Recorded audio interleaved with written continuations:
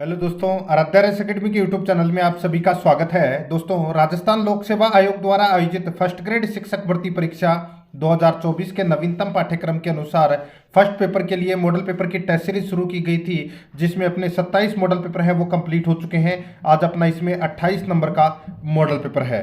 दोस्तों, कुल 75 प्रश्न इसमें शामिल किए गए हैं और हूबहू आपको ऐसा ही पेपर है वो परीक्षा में देखने को मिलेगा।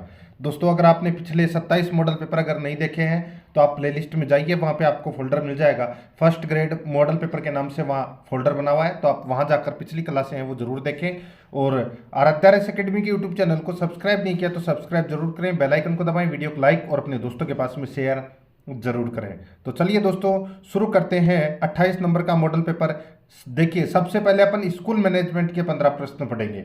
देखिए, पहला प्रश्न है, शैक्षिक प्रबंधन के कार्य को पोस्ट कोर्ब सूत्र में किसने पिरोया है। दोस्तों, ये पोस्ट कोर्ब सूत्र है, ये किसने दिया था। दोस्तों, इसका राइट आंसर हो जाएगा, ये दिया था लूथर गुलिक ने। यहाँ पर 3 नंबर का ऑप्शन राइट आंसर हो जाएगा। और इसमें से एक प्रश्न है वो अवश्य पूछा जाएगा इस पोस्ट कोर्ब सूत्र में। यहाँ पर यह भी पूछा जा सकता है कि पी का मतलब क्या है, ओ का मतलब क्या है, एस का मतलब क्या है। तो दोस्तों, मैं आपको बता रहा हूँ, ध्यान से सुनिएगा। वैसे तो आपको पता होगा, फर्स्ट ग्रेड की तैयारी कर रहे हैं। देखिए, पी का मतलब होता है प्लानिंग, ओ का मतलब होता है ऑर्गेनाइजेशन यानी कि संगठन, एस का मतलब होता है स्टाफिंग यानी कि कर्मचारी वर्ग, डी का मतलब होता है इसमें डायरेक्टिंग यानी कि निर्देशन, सी का मतलब होता है दोस्तों इसमें कोऑर्डिनेशन यानी कि समन्वय, और यहाँ पर ओ का मतलब होता है ऑर्डर यानी कि आज्ञा, और आर का मतलब होता है दोस्तों रिपोर्टिंग यानी कि आलेखन, और बी का मतलब होता है बजटिंग यानी कि बजट। ठीक है, तो यहाँ पर 3 नंबर ऑप्शन बिल्कुल सही उत्तर। आगे देखिए, यहाँ पे सेकंड नंबर का प्रश्न है, निम्न में से कौन सा एक सही है। कौन सा एक इसमें सही है वो अपने को यहां पर क्या करना है, बताना है। दोस्तों, यहां पर देखिए कथन, देखिए, शिक्षा प्रबंधन अध्यापकों के उन प्रयासों में मॉनिटरिंग की वह प्रक्रिया है जिनके द्वारा वे अपने विद्यार्थियों को इस योग्य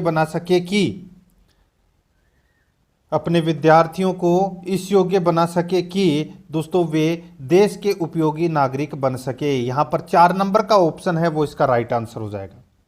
आगे देखिए, 3 नंबर का प्रश्न है, देखिए, परियोजना परिचालन समिति का अध्यक्ष होता है। परियोजना परिचालन समिति का अध्यक्ष कौन होता है। दोस्तों, इसका राइट आंसर हो जाएगा, वो है आयुक्त, राजस्थान माध्यमिक शिक्षा परिषद जयपुर।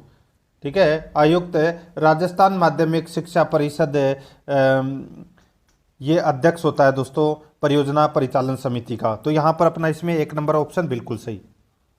देखिए, आपको ये भी पता होना चाहिए कि स्कूल मैनेजमेंट के 15 प्रश्न में आपके कितने सही हो रहे हैं। बाकी राजस्थान ज्योग्राफी के 5 प्रश्न हैं, राजस्थान कला संस्कृति के 5 प्रश्न हैं, 5 प्रश्न हैं, हिंदी के 5 प्रश्न, इंग्लिश के 5 प्रश्न, रीजनिंग के 5 प्रश्न, मैथ के 5 प्रश्न हैं वो जनरल साइंस से संबंधित, 5 प्रश्न पॉलिटिकल साइंस से संबंधित। ये सिलेबस के अकॉर्डिंग अपन पढ़ रहे हैं इसमें। ठीक है, बिल्कुल एक भी प्रश्न इधर उधर नहीं जाएगा, बिल्कुल सिलेबस के अकॉर्डिंग पढ़ रहे हैं और हूबहू आपको ऐसा ही पैटर्न है वो परीक्षा में देखने को मिलेगा। देखिए, 4 नंबर का प्रश्न है, निम्नांकित में से कौन सा शिक्षा का अधिकार कानून 2009 के संदर्भ में सही नहीं है। तो दोस्तों, कौन सा अधिकार यानी कि कौन सा शिक्षा का अधिकार कानून 2009 के संदर्भ में सही है। यहां पर देखिए, इसका भाग 17 बच्चों की दंड से रक्षा करता है। बिल्कुल सही बात है साहब, दंड से रक्षा करता है, भाग 17। देखिए, इसका भाग 14 प्रति व्यक्ति शुल्क संग्रहण का निषेध करता है। ये गलत हो जाएगा दोस्तों। इसका जो भाग 14 है ये दोस्तों प्रवेश के लिए आयु के सबूत का निर्धारण करता है। ठीक है, प्रवेश के लिए आयु के सबूत का निर्धारण करता है। ये अपना इसमें प्रति व्यक्ति शुल्क संग्रहण का निषेध करता है, ये गलत दे रखा है। इसके भाग 21 में विद्यालय प्रबंधन समिति का प्रावधान किया गया है, बिल्कुल सही है। इसके भाग 28 है, शिक्षकों के निजी ट्यूशन एवं निषिद्ध करता है, बिल्कुल सही है। तो यहाँ पे गलत कौन सा था दोस्तों, 2 नंबर का ऑप्शन इसका राइट आंसर हो जाएगा। 5 नंबर का प्रश्न इसमें देखिए, संस्थागत नियोजन के भौतिक क्षेत्र में शामिल विषय नहीं है। संस्थागत नियोजन के भौतिक क्षेत्र में शामिल विषय नहीं है, तो वो कौन सा विषय नहीं है? इसका राइट आंसर हो जाएगा वो है दोस्तों अपना इसमें बुक बैंक। 2 नंबर का जो ऑप्शन है वो इसका बिल्कुल सही उत्तर हो जाएगा बुक बैंक। ये इसमें शामिल नहीं है विषय। बाकी वृक्षारोपण, फर्नीचर निर्माण, विद्यालय साज सज्जा का सामान, ये इसमें शामिल है। आगे देखिए यहाँ पे 6 नंबर का प्रश्न है, निम्न में से कौन सी प्रबंधन की प्रकृति नहीं है? तो कौन सी प्रबंधन की प्रकृति नहीं है? इसका राइट आंसर हो जाएगा वो है दोस्तों देखिए प्रबंधन मानव संसाधन द्वारा क्रियान्वयन की सार्वभौमिक प्रक्रिया है, बिल्कुल सही है। प्रबंधन भौतिक विज्ञान है, ये गलत हो जाएगा दोस्तों। इसमें देखिए प्रबंधन एक कला है, एक सामाजिक दायित्व है, तो यहाँ पर 2 नंबर का ऑप्शन है वो इसका राइट आंसर हो जाएगा, ये प्रबंधन की प्रकृति नहीं है। आगे देखिए शिक्षा निरीक्षण शब्द का सर्वप्रथम प्रयोग किया गया। शिक्षा निरीक्षण शब्द का सर्वप्रथम प्रयोग किया गया दोस्तों, ये प्रयोग है ये किया गया 1909 ईस्वी में बोस्टन शहर में इसका प्रयोग किया गया। राइट आंसर हो जाएगा इसमें 2 नंबर ऑप्शन बिल्कुल सही। 8 नंबर का प्रश्न है, राजस्थान शिक्षा दर्शन शैक्षिक प्रोग्राम किसके लिए शुरू किया गया है? तो दोस्तों ये किसके लिए शुरू किया गया है? ये शुरू किया गया है दोस्तों स्कूली बच्चों के लिए ये शुरू किया गया है। 1 नंबर का ऑप्शन बिल्कुल सही उत्तर हो जाएगा, स्कूली बच्चों के लिए। 9 नंबर का प्रश्न इसमें देखिए माध्यमिक शिक्षा बोर्ड द्वारा आयोजित परीक्षा है। माध्यमिक शिक्षा बोर्ड द्वारा आयोजित परीक्षा है तो वो कौन सी है? राइट आंसर हो जाएगा देखिए माध्यमिक परीक्षा, प्रवेशिका परीक्षा, वरिष्ठ उपाध्याय परीक्षा, तो इसका राइट आंसर हो जाएगा उपरोक्त सभी। 4 नंबर का ऑप्शन है वो इसका बिल्कुल सही उत्तर इसमें हो जाएगा। 10 नंबर का प्रश्न है, भारतीय गुणवत्ता परिषद की स्थापना की गई। भारतीय गुणवत्ता परिषद की स्थापना है, ये स्थापना की गई दोस्तों 1997 में। यहाँ पर 3 नंबर का जो ऑप्शन है वो इसका बिल्कुल सही 1997 में। 11 नंबर का प्रश्न इसमें देखिए पर्यवेक्षक तथा निरीक्षक के रूप में प्रधानाचार्य का कौन सा कार्य नहीं है? पर्यवेक्षक तथा निरीक्षक के रूप में प्रधानाचार्य का कौन सा कार्य नहीं है? तो दोस्तों कौन सा कार्य नहीं है? देखिए स्कूल में गठित की जाने वाली पाठ्य सहगामी क्रियाओं का निरीक्षण करना, बिल्कुल सही है, ये प्रधानाचार्य का कार्य है। दूसरा देखिए इसमें स्कूल में भौतिक तत्वों का निरीक्षण करना, ये भी इसका कार्य है। शिक्षकों के हस्तांतरण नीति की अवलोकन करना, शिक्षकों की हस्तांतरण नीति का अवलोकन करना, ये इसमें गलत दे रखा है, तो यहाँ पर इसमें 3 नंबर का ऑप्शन राइट आंसर हो जाएगा, ये प्रधानाचार्य का कार्य नहीं है। बाकी शिक्षण कार्य में अपनाई जाने वाली विधियों, प्रविधियों तथा सहायक सामग्री का निरीक्षण करना, ये भी दोस्तों इसका कार्य है, तो यहाँ पर 3 नंबर ऑप्शन बिल्कुल सही। 12 नंबर का प्रश्न है, संयुक्त राष्ट्र संघ द्वारा सहस्त्राब्दी विकास लक्ष्यों का विकास किया गया। संयुक्त राष्ट्र संघ द्वारा सहस्त्राब्दी विकास लक्ष्यों का विकास किया गया, इसका सही उत्तर हो जाएगा वो है दोस्तों वर्ष 2000 में, तो यहाँ पर 3 नंबर का ऑप्शन बिल्कुल सही उत्तर हो जाएगा। 13 नंबर का प्रश्न है, शिक्षा का अधिकार कानून 2009 के किस अध्याय में विद्यालय एवं शिक्षकों की जिम्मेदारियों का वर्णन है? शिक्षा का अधिकार कानून 2009 के किस अध्याय में विद्यालय एवं शिक्षकों की जिम्मेदारियों का वर्णन है? तो इसका बिल्कुल सही उत्तर हो जाएगा वो है दोस्तों अध्याय 4। तो यहाँ पर 2 नंबर का ऑप्शन बिल्कुल सही उत्तर हो जाएगा अध्याय 4। आगे देखिए संस्थागत नियोजन की विशेषता है।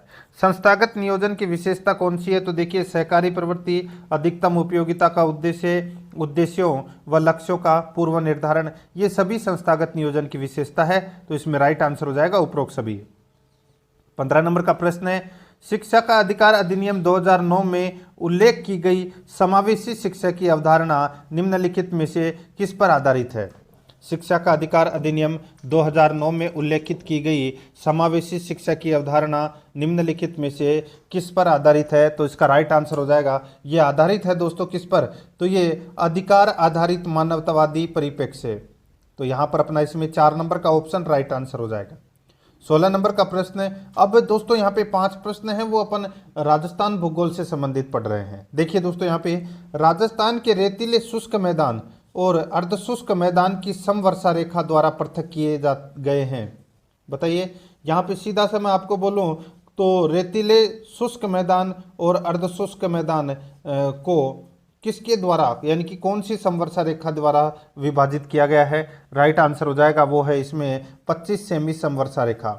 और राजस्थान को 2 भागों में 50 सेमी समवर्षा रेखा ये राजस्थान को दो भागों में करती है, और अर्ध शुष्क मरुस्थल को और शुष्क मरुस्थल को दो भागों में 25 सेंटीमीटर समवर्षा रेखा अलग करती है।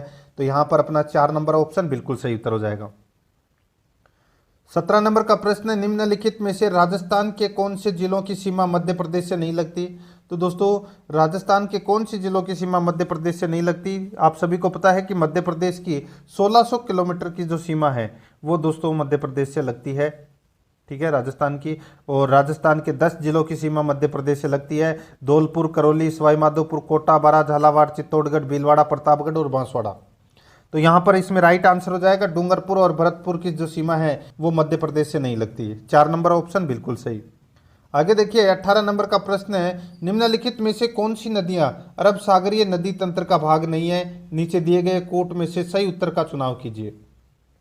दोस्तों यहाँ पर आप देख सकते हैं 5 नदियों के नाम है वो यहाँ पर दे रखे हैं। अब अपने को यहाँ पर ये बताना है, तो दोस्तों देखिए अरब सागर नदी तंत्र का भाग कौन सा नहीं है वो अपने को बताना है। देखिए बनास नदी बंगाल की खाड़ी में जाती है, तो यहाँ पे मैं ब लिख देता हूँ। साबरमती नदी है ये अरब सागर में जाती है, तो मैं यहाँ पे ए लिख देता हूँ। पश्चिमी बनास है ये भी दोस्तों किस में जाती है, तो ये भी दोस्तों अरब सागर में जाती है, ठीक है। और कांकणी नदी ये दोस्तों आंतरिक प्रवाह वाली नदी है, और माही नदी है ये भी बंगाल की खाड़ी में माही नदी है ये अरब सागर में जाती है, ठीक है। अब दोस्तों ये देखिए इसमें साबरमती नदी ये अरब सागर में जा रही है। अब दोस्तों यहाँ पे अपने को क्या बताना था कि अरब सागरीय नदी तंत्र का भाग नहीं है। तो दोस्तों कौन सा नहीं है इसमें आपको पता चल गया होगा। यहाँ पे देखिए इसमें बनास नदी एक, ठीक है, उसके बाद में दोस्तों एक काकणी नदी ये आंतरिक प्रवाह वाली नदी है, ठीक है। यानी कि 1 और 4 ये दोनों अरब सागरीय नदी तंत्र का भाग नहीं है, बाकी तीनों हैं। तो यहाँ पर 1 और 4 होना चाहिए। कूट भाषा में इसका सही उत्तर हो जाएगा 4 नंबर का ऑप्शन बिल्कुल सही। 19 नंबर का प्रश्न इसमें देखिए राजस्थान में नमक उत्पादन का सबसे बड़ा स्रोत कौन सा है। तो सबसे बड़ा स्रोत है वो है दोस्तों सांबर झील। यहाँ पर अपना इसमें 2 नंबर का ऑप्शन राइट आंसर हो जाएगा। और इस झील से दोस्तों देश का 8.7% नमक है वो बनाया जाता है, और ये राजस्थान की सबसे बड़ी खारे पानी की झील है। आगे देखिए दोस्तों यहाँ पे 20 नंबर का प्रश्न है, राजस्थान के कौन से जिले में वर्ष 2001 से 2011 अवधि में महिला जनसंख्या में दशकीय वृद्धि दर न्यूनतम रही है। राजस्थान के कौन से जिले में वर्ष 2001 से 2011 की अवधि में महिला जनसंख्या में दशकीय वृद्धि दर न्यूनतम रही है। तो इसका राइट आंसर हो जाएगा वो है श्रीगंगानगर, 10% रही है। तो यहाँ पर अपना इसमें 1 नंबर का ऑप्शन राइट आंसर इसमें हो जाएगा, याद रखना है। और सर्वाधिक दशकीय वृद्धि दर बाड़मेर में रही है 32.5%। आगे देखिए 21 नंबर का प्रश्न है, निम्नलिखित में से कौन सा अनुच्छेद राज्य में संवैधानिक तंत्र की विफलता के प्रावधान को परिभाषित करता है। अब 5 प्रश्न हैं वो दोस्तों पॉलिटिकल साइंस से संबंधित है, बिल्कुल सिलेबस के अकॉर्डिंग अपन चल रहे हैं। वीडियो को लाइक नहीं किया तो एक बार सभी के सभी मित्र हैं वो वीडियो को लाइक कर दीजिए, और जिस किसी ने भी चैनल को सब्सक्राइब नहीं किया है तो सब्सक्राइब जरूर करें, ताकि नोटिफिकेशन है वो आपके पास में तुरंत पहुंचता रहे। निम्नलिखित में से कौन सा अनुच्छेद राज्य में संवैधानिक तंत्र की विफलता के प्रावधान को परिभाषित करता है। इसका सही उत्तर हो जाएगा वो है अनुच्छेद 356, 2 नंबर का ऑप्शन राइट आंसर हो जाएगा। 22 नंबर का प्रश्न इसमें देखिए, संविधान के अनुच्छेद 103 के तहत राष्ट्रपति लोकसभा सदस्यों की निहर्ताओं से संबंधित किसी भी प्रश्न पर कोई निर्णय देने से पूर्व निम्नांकित में से किसकी राय लेगा। बताइए, बहुत ही अच्छा प्रश्न है। भारत के संविधान के अनुच्छेद 103 के तहत राष्ट्रपति लोकसभा के सदस्यों की निहर्ताओं से संबंधित किसी भी प्रश्न पर कोई निर्णय लेने से पूर्व निम्नांकित में से किसकी राय लेगा। तो दोस्तों राइट आंसर हो जाएगा, राय लेगा निर्वाचन आयोग की। तो यहाँ पर 2 नंबर का ऑप्शन है वो इसका राइट आंसर हो जाएगा निर्वाचन आयोग की। आगे देखिए यहाँ पर 23 नंबर का प्रश्न है, निम्नलिखित कथनों में से कौन सा एक कथन यानी कि एक धन विधेयक के बारे में सही है। यानी कि कौन सा एक कथन है वो धन विधेयक के बारे में सही है, वो अपने सही नहीं है पूछा है। दोस्तों नहीं है पूछा है, धन विधेयक के संबंध में कौन सा एक कथन गलत दे रखा है वो अपने को यहाँ पर बताना है। देखिए धन विधेयक, पहला कथन देखिए, धन विधेयक संसद के दोनों सदनों में से किसी भी सदन में प्रस्तावित किया जा सकता है। गलत हो जाएगा दोस्तों, धन विधेयक केवल लोकसभा में ही पेश किया जाता है सर्वप्रथम। तो ये पहला कथन है वो इसमें गलत दे रखा है, और अपना राइट आंसर भी क्या हो जाएगा, पहला नंबर का ऑप्शन ही हो जाएगा, क्योंकि यहाँ पे प्रश्न में पूछा है कि एक धन विधेयक के बारे में सही नहीं है, तो ये सही नहीं है, पहला ही ऑप्शन, ठीक है, और ये अपना राइट आंसर हो जाएगा। बाकी फिर भी देख लेते हैं, बाकी तीनों सही है। लोकसभा अध्यक्ष यह निर्णय करने के लिए अंतिम प्राधिकारी है कि कोई जो विधेयक है वो धन विधेयक है या नहीं, ठीक है, ये निर्धारण कौन करता है, लोकसभा अध्यक्ष करता है, ठीक है। लोकसभा द्वारा पारित किसी धन विधेयक को राज्यसभा द्वारा 14 दिन के अंदर लौटाया जाना और विचारार्थ भेजा जाना आवश्यक है, बिल्कुल सही है। राष्ट्रपति किसी धन विधेयक को लोकसभा में पुनर्विचार के लिए नहीं लौटा सकता, ये भी बिल्कुल सही है, ठीक है, तो यहाँ पे एक नंबर ऑप्शन सही। 24 नंबर का प्रश्न इसमें देखिए, भारत में न्यायिक पुनरावलोकन के संबंध में निम्नांकित कथनों पर विचार कीजिए। न्यायिक पुनरावलोकन के विषय में दोस्तों अपने को यहाँ पर बताना है कि कौन सा कथन है वो इसमें सत्य है। दोस्तों देखिए, इसमें कूट भाषा में अपने को क्या करना है, उत्तर देना है। देखिए, भारत के संविधान में न्यायिक पुनरावलोकन शब्दावली का कोई उल्लेख नहीं है। दोस्तों, भारत के संविधान में न्यायिक पुनरावलोकन शब्दावली का कोई उल्लेख है वो दोस्तों इसमें नहीं है, ठीक है, बिल्कुल सही है। आगे देखिए, मेनका गांधीवाद के बाद न्यायालय यह जांच करता है कि कानून की उचित प्रक्रिया का अनुकरण हुआ है या नहीं, यह भी बिल्कुल सही है। तीसरा देखिए, इसमें संविधान संशोधनों का न्यायालय द्वारा पुनरावलोकन नहीं किया जा सकता, तो दोस्तों किया जा सकता है, ये भी इसमें गलत दे रखा है, यानी कि तीसरा नंबर का गलत है। चौथा देखिए, संविधान के अनुच्छेद 356 के अधीन राष्ट्रपति की आपात उद्घोषणा का भी न्यायालय द्वारा पुनरावलोकन नहीं किया जा सकता, तो ये भी किया जा सकता है। दोस्तों, ये दोनों कथन है वो इसमें गलत दे रखा है, तीसरा और चौथा। तो यहाँ पर अपने को सही कथनों को पहचानना था, तो पहला और दूसरा कथन है वो इसमें क्या है, सत्य है। तो यहाँ पर 4 नंबर का ऑप्शन बिल्कुल सही उत्तर हो जाएगा। 25 नंबर प्रश्न है, वित्त आयोग के गठन का प्रावधान संविधान के किस अनुच्छेद में है, तो इसका सही उत्तर हो जाएगा अनुच्छेद 280(1) में वित्त आयोग के गठन का प्रावधान किया गया है। अब दोस्तों यहाँ पे 26 से 30 तक अपन जनरल साइंस से संबंधित प्रश्न करेंगे। देखिए दोस्तों, तप्त स्थल शब्द दिया था, तप्त स्थल शब्द है ये दिया था दोस्तों किसने, तो ये नॉर्मन मेरस ने ये तप्त स्थल शब्द है ये दिया था। ये जैव विविधता से संबंधित है, तो यहाँ पर अपना इसमें राइट आंसर हो जाएगा 4 नंबर का ऑप्शन बिल्कुल सही उत्तर हो जाएगा इसमें। आगे देखिए, 27 नंबर का प्रश्न है, ह्यूमन इंसुलिन है, ह्यूमन इंसुलिन है, तो दोस्तों राइट आंसर हो जाएगा ये जन्मजात रोग है, तो यहाँ पर 1 नंबर का ऑप्शन बिल्कुल सही उत्तर हो जाएगा। 28 नंबर का प्रश्न है, एक वस्तु का द्रव्यमान आधा तथा वेग दुगना कर दिया जाता है तो इसकी गतिज ऊर्जा का मान पहले की अपेक्षा होगा। एक वस्तु का द्रव्यमान आधा तथा वेग दुगना कर दिया जाता है तो इसकी गतिज ऊर्जा का मान पहले की अपेक्षा होगा, तो पहले की अपेक्षा है ये होगा, इसका राइट आंसर हो जाएगा दुगना होगा। यहाँ पर 2 नंबर का जो ऑप्शन है वो इसका बिल्कुल सही उत्तर हो जाएगा, दुगना होगा। आगे देखिए, 29 नंबर का प्रश्न है, ये देखिए यहाँ पे ये अभिक्रिया है ये दे रखी है, लेकिन यहाँ पे सही से टाइप नहीं हुआ है तो इसको छोड़ दीजिए। 30 नंबर का प्रश्न इसमें देखिए, ध्वनि की तीव्रता ध्वनि के या की द्वारा निर्धारित की जाती है, तो किसके द्वारा निर्धारित की जाती है ध्वनि की तीव्रता, तो दोस्तों राइट आंसर हो जाएगा इसमें वो है आयाम के द्वारा, ठीक है, आयाम द्वारा निर्धारित की जाती है, तो यहाँ पर अपना इसमें राइट आंसर 1 नंबर ऑप्शन बिल्कुल सही उत्तर हो जाएगा। अब यहाँ पे दोस्तों 5 प्रश्न है वो इंग्लिश ग्रामर से संबंधित पूछे जाएंगे। देखिए यहाँ पे अपने को एरर बताना है कि कौन से पार्ट में एरर है।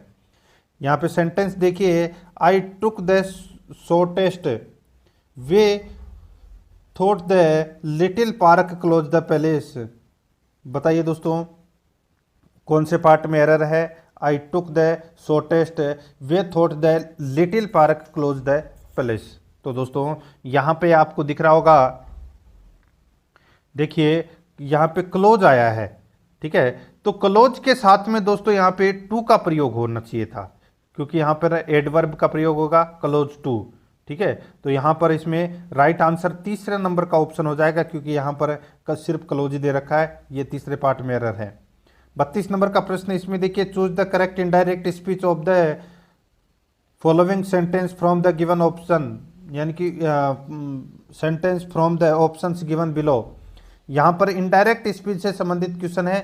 देखिए, the teacher said to the boy sit down, तो यहाँ पर क्या होगा इसका राइट आंसर? इसका राइट आंसर होगा दोस्तों, द टीचर ऑर्डर्ड, टीचर तो ऑर्डर ही देगा, रिक्वेस्ट तो नहीं करेगा, ठीक है, the teacher ordered the boy to sit down, तो यहाँ पर अपना इसमें राइट आंसर 3 नंबर ऑप्शन बिल्कुल सही।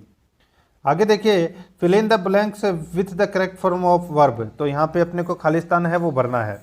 देखिए, she has been in Delhi since 1998, तो यहाँ पे खालिस्तान में क्या आएगा? यहाँ पर आएगा दोस्तों इसमें लिविंग आएगा, ठीक है, वह 1998 से दिल्ली में रह रहा है, तो यहाँ पर इसमें 1 नंबर का ऑप्शन बिल्कुल सही। आगे देखिए, fill in the blank with the correct determiner, तो दोस्तों यहाँ पे डिटर्मिनर का अपने को क्या करना है? प्रयोग करना है। देखिए, there are student who don't care for classes, there are, तो यहाँ पे खालिस्तान में क्या आएगा? तो यहाँ पर दोस्तों मैनी का प्रयोग होगा, दे आर मैनी स्टूडेंट, ठीक है, यहाँ पे देयर आर मैनी स्टूडेंट्स का प्रयोग होगा, तो यहाँ पे मैनी इसका राइट आंसर 2 नंबर ऑप्शन। अब यहाँ पर देखिए दोस्तों, चूज द करेक्ट सिनोनिम, तो यहाँ पे अपने को समानार्थक शब्द है वो बताना है। यहाँ पे देखिए दोस्तों, डेस्पाइस का मतलब क्या होता है? तो दोस्तों इसका मतलब होता है घृणा करना। क्या होता है? घृणा करना। तो दोस्तों इसका समानार्थक शब्द कौन सा हो जाएगा? हेट, तो यहाँ पर अपना इसमें 2 नंबर का ऑप्शन राइट आंसर हो जाएगा, हेट। आगे देखिए, 36 नंबर का प्रश्न है, संधि विच्छेद की दृष्टि से कौन सा विकल्प सही नहीं है? संधि विच्छेद की दृष्टि से कौन सा विकल्प सही नहीं है, वो अपने को यहाँ पर क्या करना है? बताना है। दोस्तों यहाँ पर देखिए, मत के, मत प्लस एक के बिल्कुल सही है, ऊहापोह है, ऊह प्लस अपोह है बिल्कुल सही है, अन्वीक्षण, अनु प्लस शिक्षण बिल्कुल सही है, विवादास्पद, विवाद प्लस अस्पद दे रखा है जो कि गलत दे रखा है, यहाँ पर आस्पद आना चाहिए था, ठीक है, तो यहाँ पर अपना इसमें राइट आंसर क्या हो जाएगा? 4 नंबर का जो ऑप्शन है वो इसका बिल्कुल सही उत्तर इसमें हो जाएगा, ठीक है, ये आपको इसमें याद रखना है, इसमें दीर्घ संधि का प्रयोग हुआ है, अस्पद की जगह आस्पद आना चाहिए था। आगे देखिए, किन समश्रुत शब्दों का अर्थभेद सही नहीं है? तो दोस्तों किसका अर्थभेद सही नहीं है वो अपने को यहाँ पर बताना है। देखिए, हरण का मतलब होता है चुराना, और हरिण का मतलब होता है मृग, ठीक है, स्रोत का मतलब होता है धारा, और स्रोत का मतलब होता है दोस्तों कान, द्रव का मतलब होता है तरल, और द्रव्य का मतलब होता है पदार्थ। अब यहाँ पे देखिए, चिर का मतलब होता है दीर्घ काल, और चीर का मतलब होता है इसमें वस्त्र, यहाँ पर उल्टा दे रखा है, ठीक है, तो यहाँ पर 3 नंबर का ऑप्शन राइट आंसर हो जाएगा इसमें। आगे देखिए, 38 नंबर का प्रश्न है, देखिए, कूटकर्म शब्द का अर्थ द्योतक अंग्रेजी परिभाषिक शब्द किस क्रमांक में है? तो दोस्तों कूटकर्म को यहाँ पे इंग्लिश में क्या बोलते हैं? इसका राइट आंसर हो जाएगा, इसको बोलते हैं दोस्तों फोरगरी, तो यहाँ पर अपना 3 नंबर का ऑप्शन राइट आंसर हो जाएगा। 39 नंबर का प्रश्न इसमें देखिए, किस विकल्प में विलोम युग्म है? किस विकल्प में विलोम युग्म है? तो दोस्तों यहाँ पे देखिए, सम्मुख का विमुख हो जाएगा, ये सिर्फ और सिर्फ इसमें एकमात्र ये सही दे रखा है, बाकी इसमें सारे गलत दे रखे हैं, तो यहाँ पर 3 नंबर ऑप्शन बिल्कुल सही। आगे देखिए, निम्नलिखित में से किस विकल्प में, यानी कि किस विकल्प के सभी शब्दों में अनु उपसर्ग नहीं है? तो दोस्तों देखिए, अन्वय, अनुशासन, अन्वेक्षण, अनुभव, अनुराग और अनुचर, इन तीनों ऑप्शनों के अंदर अनु शब्द का प्रयोग हुआ है उपसर्ग में। यहाँ पे अनुदात के अंदर भी दोस्तों अनु उपसर्ग लगा हुआ है, लेकिन यहाँ पे अनुर्वर दे रखा है, इसमें दोस्तों अन उपसर्ग लगा हुआ है। कौन सा उपसर्ग लगा हुआ है? अन उपसर्ग लगा हुआ है, तो यहाँ पर अपना इसमें 1 नंबर ऑप्शन हो जाएगा। अब दोस्तों यहाँ पे अपन 5 प्रश्न हैं वो मैथ से संबंधित पढ़ेंगे, ठीक है, और 5 प्रश्न आगे रीजनिंग से संबंधित। देखिए यहाँ पे, किस प्रतिबंध के अधीन समीकरणों kx - y = 2 और 6x -2y बराबर 3 का अद्वितीय हल होता है। तो दोस्तों इसका अद्वितीय हल है वो क्या होता है वो अपने को यहाँ पर बताना है। इसका दोस्तों सूत्र होता है a1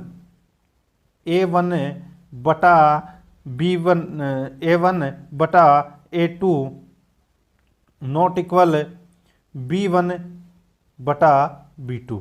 ठीक है, अब यहाँ पे रख दीजिए दोस्तों।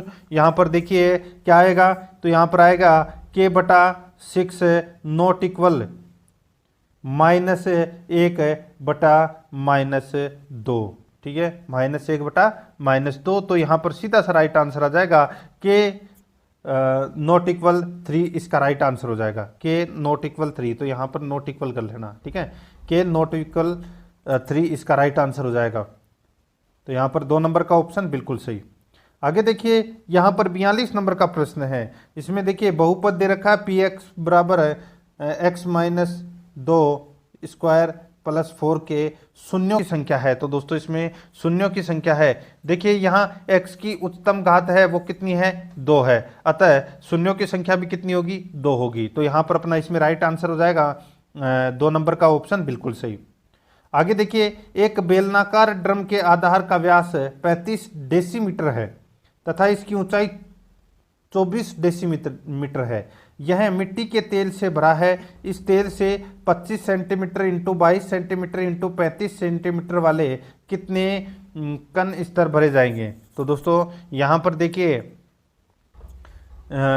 आपको यहाँ पे दिख रहा होगा कि देखिए माना n कण स्तर भरे जाएंगे। 1 डेसीमीटर बराबर 10 सेमी।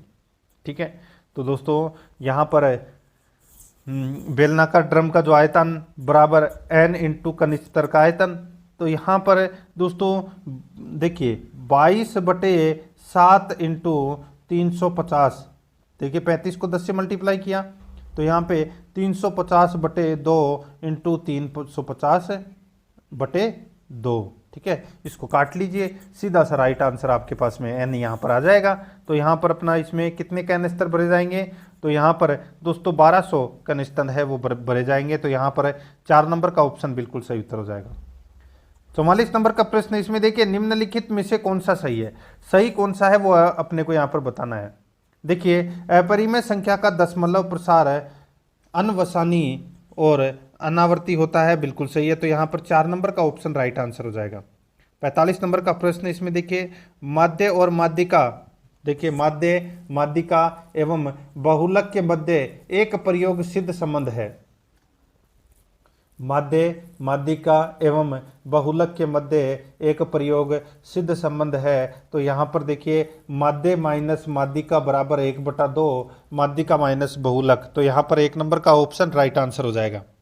आगे देखिए यहाँ पर 46 नंबर का प्रश्न है। ए बी का पिता है, ए है वो दोस्तों क्या है, बी का पिता है। ठीक है, आगे देखिए बी सी का भाई है, बी है ये सी का भाई है। डी सी की माँ है, तो दोस्तों डी है ये सी की माँ है। तो ए और डी क्या हो गए, इसमें पति पत्नी हो गए।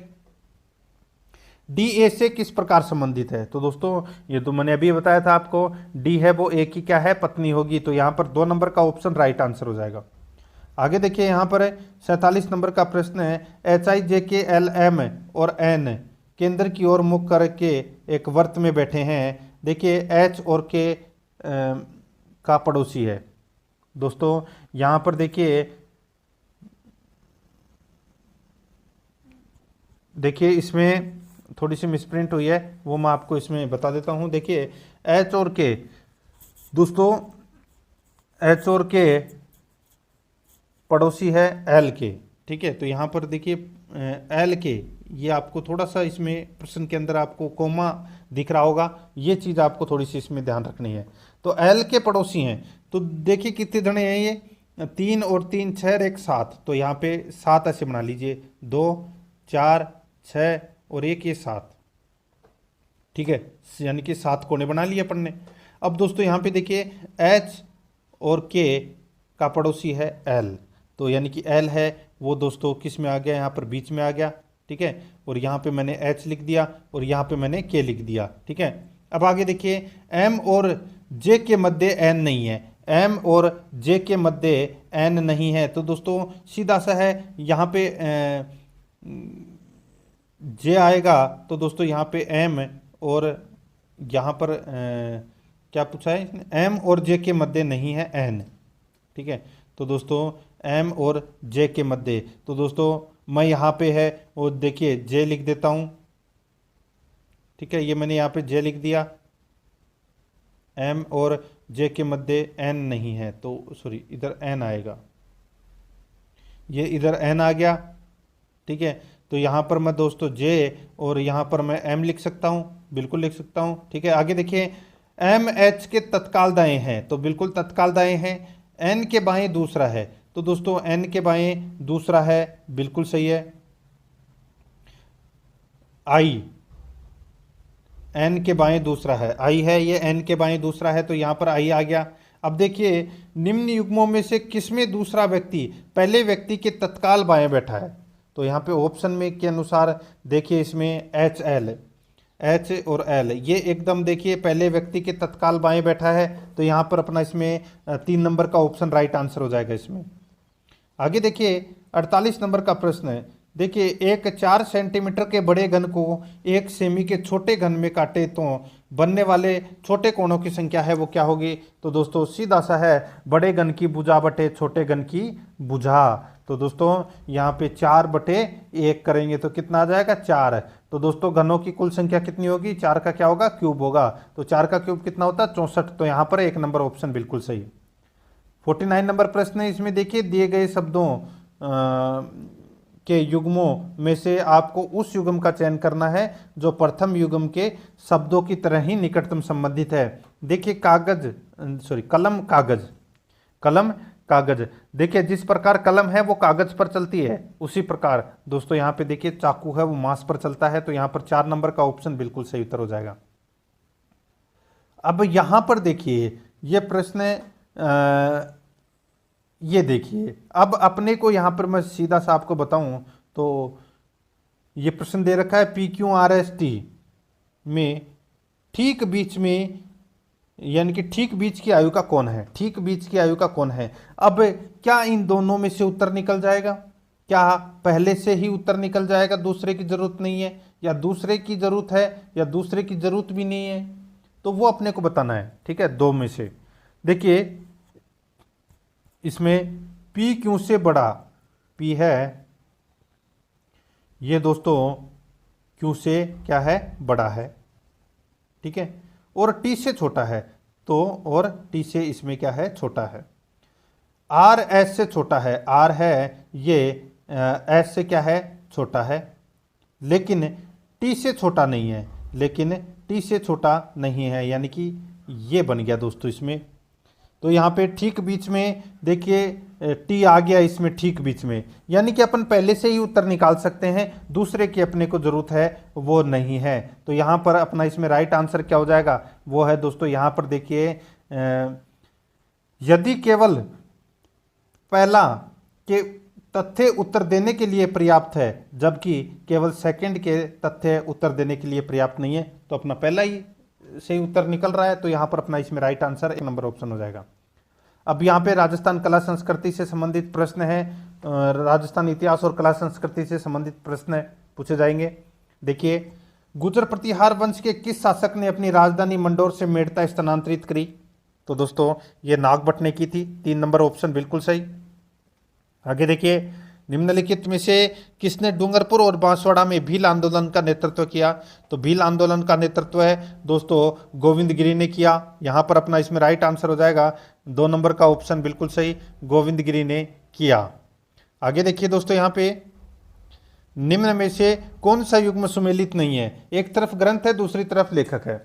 यहाँ पे आपको पता चल गया होगा दोस्तों, सूर्यमल मिश्रण, यहाँ पे वंशोदय दे रखा है दोस्तों। देखिए सूर्यमल मिश्रण के ग्रंथ हैं वंश भास्कर, वीर सतसई, बलवंत विलास, राम रंजाट, ये ग्रंथ है। ये वंशोदय है, ये इसमें गलत दे रखा है। बाकी पद्मनाभ का ग्रंथ है, सॉरी हाँ, पद्मनाथ ग्रंथ के लेखक हैं कानन, सॉरी इसमें देखिए पद्मनाथ है, ये देखिए उल्टा दे रखा है यहाँ पे, ये लेखक इधर आना चाहिए था और इधर ग्रंथ इधर आना चाहिए था, ठीक है।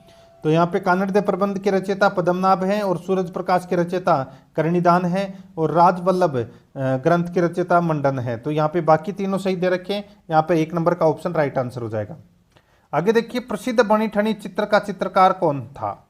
कौन था? सही उत्तर हो जाएगा दोस्तों, वो है अपना इसमें निहाल चंद। तो यहाँ पर 2 नंबर का ऑप्शन बिल्कुल सही उत्तर हो जाएगा, निहाल चंद। 55 नंबर प्रश्न है, निम्नलिखित को सुमेलित कीजिए। तो दोस्तों यहाँ पे सुमेलित करना है। तारागढ़ का किला कहाँ पर है? दोस्तों अजमेर में है। जयगढ़ कहाँ पर है? तो ये जयपुर में है। कीर्ति स्तंभ कहाँ है? चित्तौड़गढ़ में है। और मेहरानगढ़ का किला कहाँ पर है? जोधपुर में है। इस प्रश्न का राइट आंसर क्या हो जाएगा? 2, 4, 3, 1 अपना इसमें राइट आंसर हो जाएगा।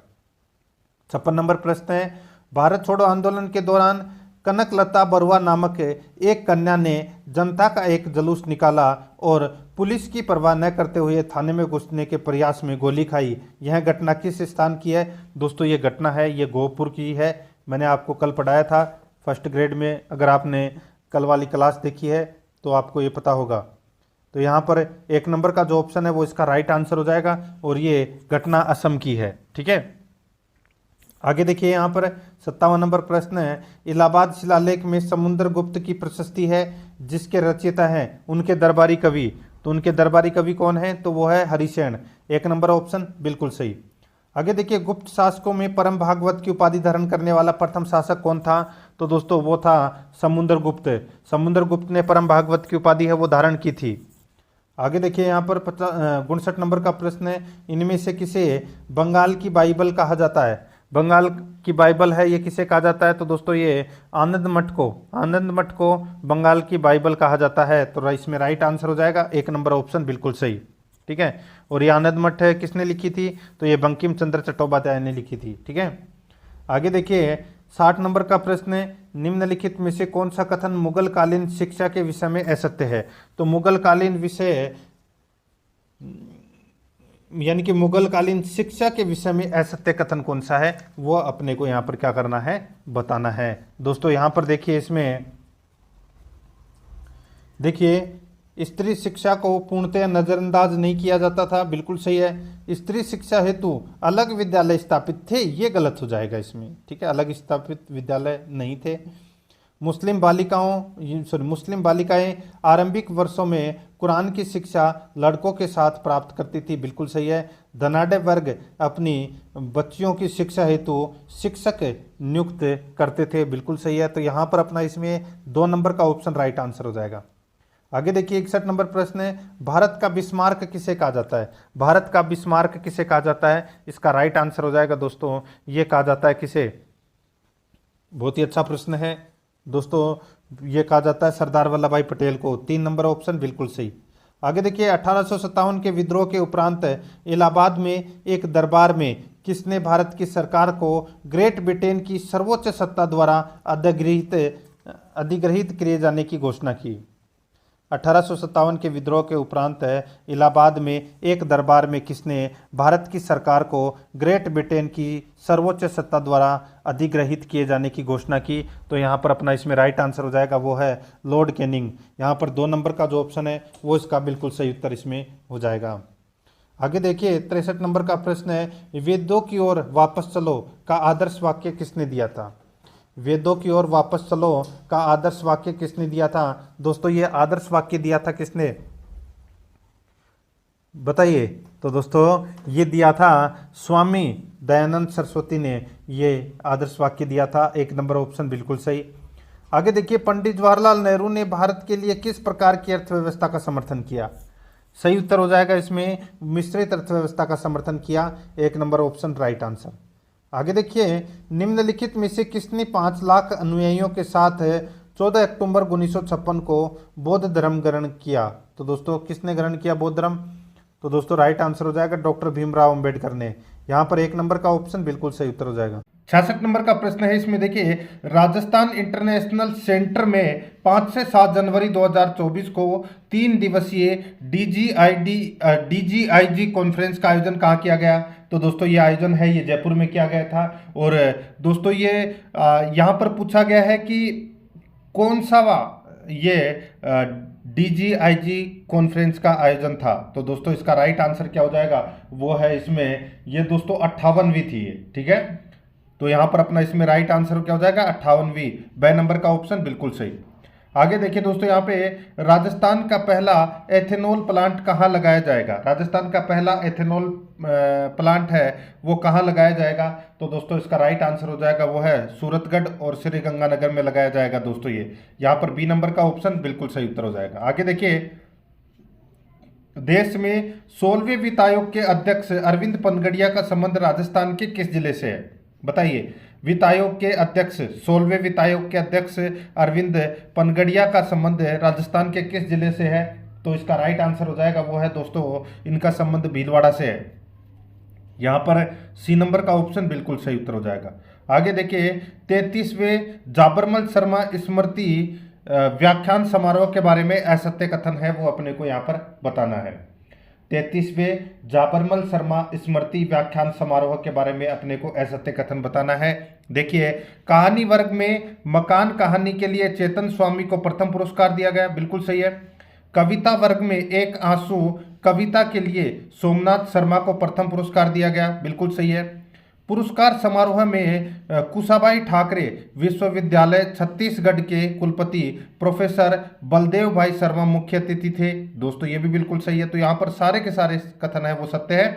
तो यहाँ पर इसका राइट आंसर हो जाएगा उपरोक्त सभी सत्य है, डी नंबर ऑप्शन बिल्कुल सही। आगे देखिए, हाल ही में Rajasthan police cyber volunteer portal को किसने लॉन्च किया है, बताइए। हाल ही में Rajasthan police cyber volunteer portal को किसने लॉन्च किया है। तो इसका राइट आंसर हो जाएगा वो लॉन्च किया है दोस्तों किसने, तो ये दोस्तों उत्कल रंजन साहू ने लॉन्च किया है। ब नंबर का ऑप्शन बिल्कुल सही उत्तर हो जाएगा। आगे देखिए, 71 नंबर का प्रश्न है, गृह मंत्रालय की साइबर क्राइम रिपोर्ट में राजस्थान का स्थान विभिन्न क्षेत्रों में मिला है, बताइए। गृह मंत्रालय की साइबर क्राइम रिपोर्ट में राजस्थान का स्थान विभिन्न क्षेत्रों में स्थान मिला है। तो इसका राइट आंसर हो जाएगा वो है दोस्तों ब्लैकमेलिंग में राजस्थान चौथे नंबर पर है, बिल्कुल सही है। बैंकिंग फ्रॉड में 7वें नंबर पर है, बिल्कुल सही है। ओटीपी फ्रॉड केस में 10वें नंबर पर है, बिल्कुल सही है, ठीक है। तो यहाँ पर इसका राइट आंसर हो जाएगा उपरोक्त सभी कथन है वो इसमें क्या है, सत्य है। नेक्स्ट आगे देखिए, एनसीआरबी द्वारा 2023 में जारी वार्षिक रिपोर्ट 2022 के लिए भारत में आर्थिक अपराध उजागर हुआ, इसके बारे में सत्य कथन है वो अपने को यहाँ पर बताना है, ठीक है दोस्तों। आर्थिक अपराध है वो उजागर हुए हैं, इसके बारे में अपने को सत्य कथन बताना है। देखिए, जयपुर लगातार तीसरे वर्ष आर्थिक अपराध मामले में देश भर में शीर्ष पर है, बिल्कुल सही है। राजस्थान में 17.22% आर्थिक मामलों में वृद्धि से देश में लगातार 3 वर्ष से शीर्ष पर है, बिल्कुल सही है। देश में बलात्कार के सबसे अधिक मामले राजस्थान में सामने आए हैं, बिल्कुल सही है। तो यहाँ पर इसमें राइट आंसर हो जाएगा उपरोक्त सभी कथन है वो क्या है, सत्य है। आगे देखिए, सांख्यिकी और कार्यक्रम मंत्रालय द्वारा नवीनतम आवधिक श्रम बल सर्वेक्षण रिपोर्ट जुलाई 2022 से जून 2023 तक राजस्थान में कितने प्रतिशत बेरोजगारी दर रही है। राजस्थान में कितने प्रतिशत बेरोजगारी दर रही है। तो इसका राइट आंसर हो जाएगा वो है दोस्तों कितने प्रतिशत, तो ये रही है दोस्तों 23.1% रही है। सी नंबर का ऑप्शन बिल्कुल सही उत्तर हो जाएगा। आगे देखिए, राजस्थान का चौथा सबसे बड़ा एडवांस टेक्नोलॉजी से 125 फीट ऊंचा बांध का निर्माण किस नदी पर बनाया जा रहा है। राजस्थान का चौथा सबसे बड़ा एडवांस टेक्नोलॉजी से 125 फीट ऊंचा बांध का निर्माण किस नदी पर बनाया जा रहा है। तो दोस्तों ये बनाया जा रहा है परवन नदी पर। तो यहाँ पर ब नंबर का ऑप्शन बिल्कुल सही उत्तर हो जाएगा, परवन नदी पर। नेक्स्ट आगे देखिए, देश का पहला रीजनल ड्राइविंग ट्रेनिंग सेंटर कहाँ बनाया जा रहा है। देश का पहला रीजनल ड्राइविंग ट्रेनिंग सेंटर कहाँ बनाया जा रहा है। तो दोस्तों इसका जो राइट आंसर हो जाएगा, ये बनाया जा रहा है दोस्तों कहाँ पर, इसका राइट आंसर हो जाएगा वो है केकड़ी में। 6 नंबर का जो ऑप्शन है वो इसका बिल्कुल सही उत्तर हो जाएगा केकड़ी में, ठीक है। तो दोस्तों इसी के साथ मैंने आपको ये 28 नंबर का मॉडल पेपर है वो कंप्लीट करवा दिया है। प्रश्न आपको कैसे लगे कमेंट में जरूर बताएं, और अगर आपने पिछली क्लासें नहीं देखी है तो वो जरूर देखें, और आराध्या रेस एकेडमी के यूट्यूब चैनल को सब्सक्राइब जरूर करें, बेल आइकन को दबाएं, वीडियो को लाइक और अपने दोस्तों के पास में शेयर जरूर करें। मिलते हैं दोस्तों नेक्स्ट वीडियो में। जय हिंद, जय भारत।